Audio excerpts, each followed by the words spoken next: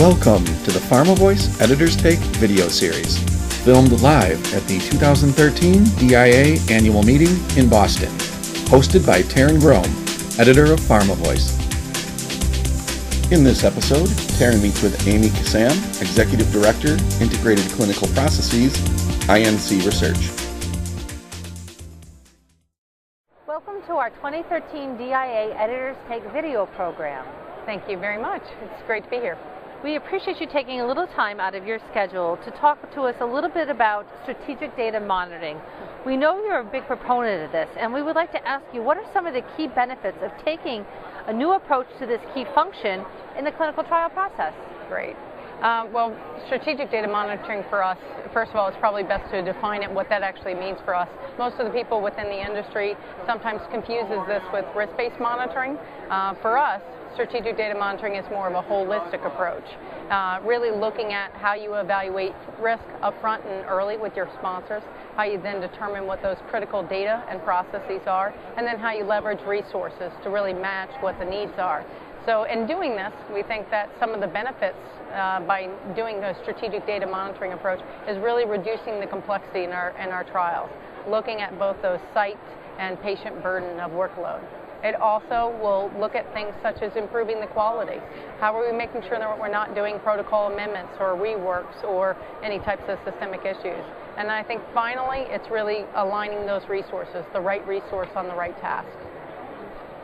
That's fantastic. What do companies need to do to adopt a strategic data monitoring strategy within the current regulatory framework now and in the future?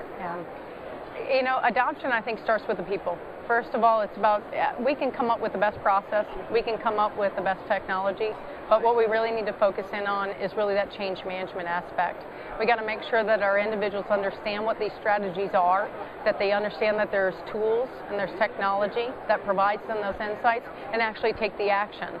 So, you know, looking at a pretty graph with colors of red, amber, green is one thing. Actually taking the action and making the right decision is more important. So I think we got to focus in on the people and the resources and making sure we couple that with change management. And change management starts at the top of an organization. So what do today's leaders really need to do to be courageous in making these big steps? Yeah, well, you just mentioned the key word. It really is about being courageous. I think we got to step out of our comfort zones. We can no longer take the very conservative approach. You know, innovation is about innovating. It's not always having all the right answers, but it's making sure that you have good enough answers, that you have good enough data that says this is the right direction. But what's more importantly is that you also have corrective plans where you're not always going to stay consistent. So if the plan isn't right at the beginning, that you have processes in place that you can adapt to and how you change that. So our leaders need to get out of comfort zones. They need to be courageous, and they need to take a step forward. And also, I think one of the big things is also collaborating among the industry. Collaboration is probably a big key about how we can truly leverage the knowledge across the industry. Amy, I want to thank you so much for spending a little time with us. Thank you very much.